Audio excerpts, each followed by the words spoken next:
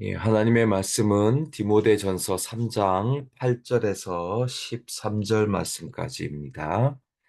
제가 읽겠습니다.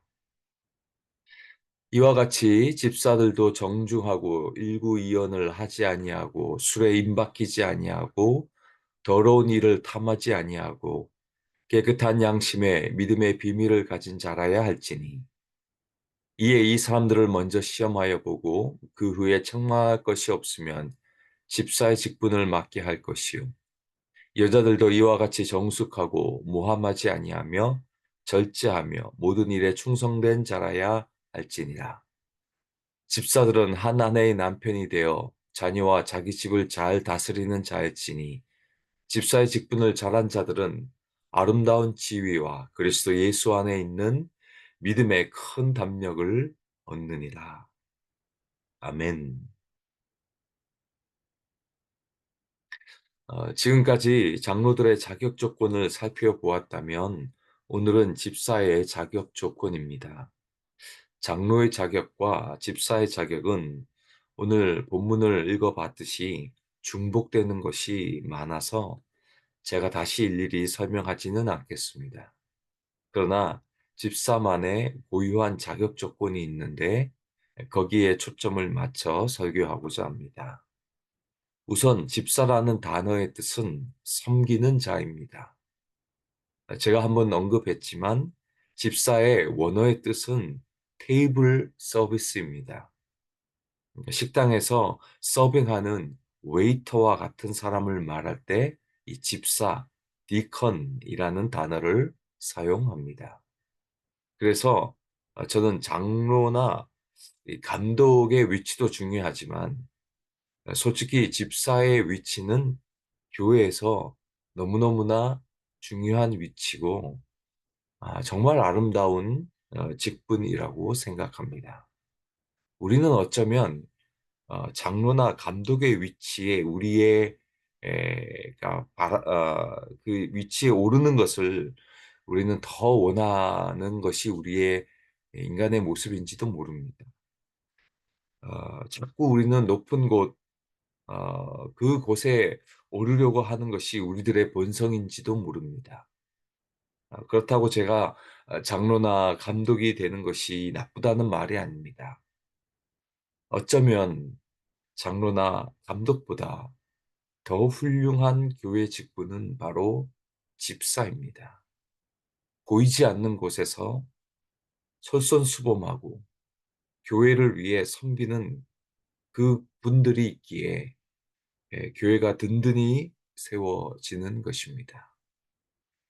그래서 집사의 직분은 어쩌면 예수님의 모습, 그 섬김의 종으로 오신 예수님의 모습을 가장 잘 드러내주는 직분이 집사입니다. 우리는 교회에서 집사라는 말을 참 많이 사용합니다. 교회에 오신 분도 집사님이고, 신앙의 정도가 어떤지는 모르겠지만, 그래도 또 집사라고 부릅니다. 그러나 기억하십시오.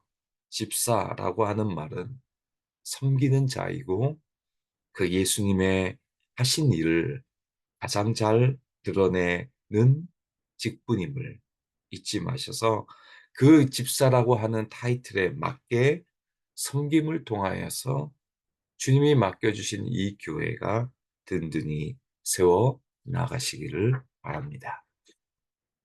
그럼 감독과는 달리 집사의 고유한 자격 조건이 어떤 것들이 있을까요?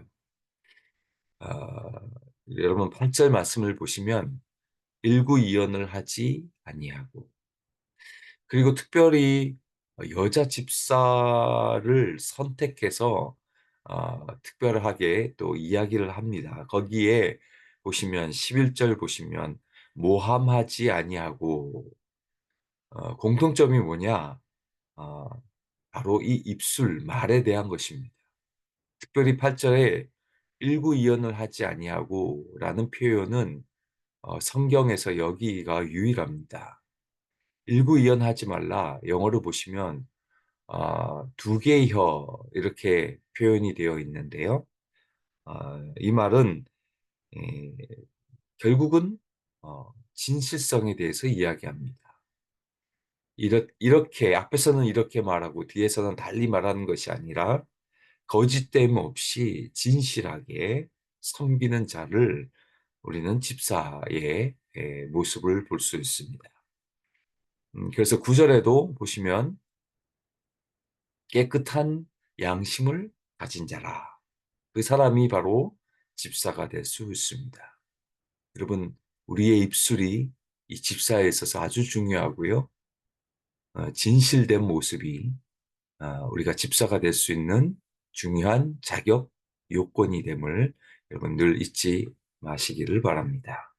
그리고 독특한 것이 있는데요. 그것이 감독에서는 이야기가 되지 않았지만 집사에 있어서는요. 집사가 받는 축복과 그 보상에 대해서 이야기합니다. 이게 아주 독특한데요. 13절 말씀을 보시면 세 번역으로 소개합니다. 집사의 직무를 잘 수행한 사람들은 좋은 지위를 얻게 된다라고 말합니다. 자, 첫 번째가 집사의 직무를 잘 수행하는 자는 정말 좋은 지위, 스탠딩 이렇게 얘기하는데요. 이 말은요, 교회에서 존경을 받는다는 것입니다. 이것은 너무나 당연한 일입니다. 교회에서 높아지려면 그 사람은 낮아지게 되어 있습니다. 그러나 낮아지고 섬기는 사람은 반드시 높임을 받게 되어 있습니다. 그래서 야고보서 4장 10절 말씀도 보시면 주 앞에서 낮추라 그리하면 주께서 너희를 높이시리라. 베드로전서 5장 6절도 그러므로 하나님이 능하신 손 아래에서 겸손하라. 때가 되면 너희를 높이시리라고 말합니다. 여러분 교회에서 집사로 잘 섬기십시오. 이것은 여러분이 잘 되는 길입니다. 제가 목사이기에 이런 말을 한다고 생각하지 마시고 교회에서 맡은 직분에 충성해 보십시오. 교회에서 존경만 받겠습니까? 아닙니다. 여러분 천국에 가서도 착하고 충성된 종이라고 그렇게 칭찬받게 되어 있습니다.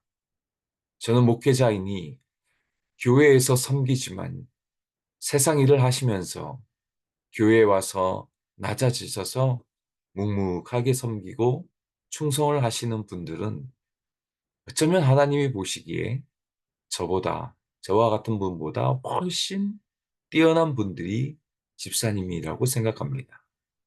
어찌 하나님이 그런 분들을 축복해 주시지 않겠습니까?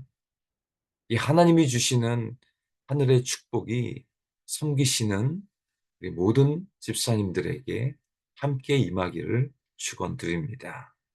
그 다음에 어떤 축복을 받습니까? 13절 계속 보시면 그리스도 예수를 믿는 믿음에 큰 확신을 얻게 된다고 말합니다. 이게 참으로 중요한 표현 아니겠습니까? 여러분의 믿음 생활에 큰 확신을 얻게 됩니다. 여러분의 신앙생활은 가만히 나만 잘 믿으면 신앙의 성장이 이루어지지 않습니다. 교회 나와 섬길 줄 아셔야 합니다. 섬기다 보면 내가 믿는 믿음에 확신이 생깁니다. 아, 내가 지금 잘 섬기고 있고 하나님의 은혜가 함께 하는구나. 그 확신이 얻게 된다고 성경은 말합니다. 우리가 믿음이 왜 성장하지 않을까요? 우리가 섬기지 않기 때문입니다. 여러분이 섬기면 오늘 말씀하신 것처럼 하나님을 향한 믿음, 그게 더 성장하게 되고요. 아, 내가 정말 지금 잘 섬기고 있구나, 잘 믿고 있구나라고 하는 큰 확신을 갖게 됩니다. 기억하십시오. 로마 시대의 섬김은 주로 다 종들이 했습니다.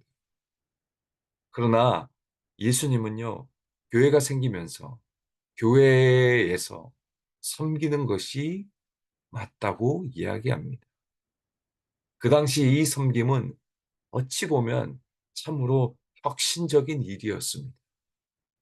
그래서 여러분 사도행전도 보십시오. 날마다 마음을 같이하여 성전에 모이기를 힘쓰고 집에서 떡을 떼며 기쁨과 순전한 마음으로 음식을 먹고, 여러분, 음식을 먹는데 여기에 어떻게 섬김이 없겠습니까? 초대교회는 어찌 보면 다 자발적인 섬김이었습니다. 그 섬기는 사람을 오늘 집사라고 부른 것뿐입니다. 마지막으로 저는 마태복음 20장 28절 말씀을 소개하고 설교 마무리합니다. 인자가 온 것은 섬김을 받으려 함이 아니라 도리어 섬기려 하고 자기 목숨을 많은 사람의 대성물로 주려 함입니다. 집사, 섬기는 자입니다. 섬김을 통하여 하나님이 주시는 큰 축복을 누리시며 그렇게 오늘도 교회에서 충성하시며 살아가시는 저와 여러분 되시기를 주님의 이름으로 축원드립니다.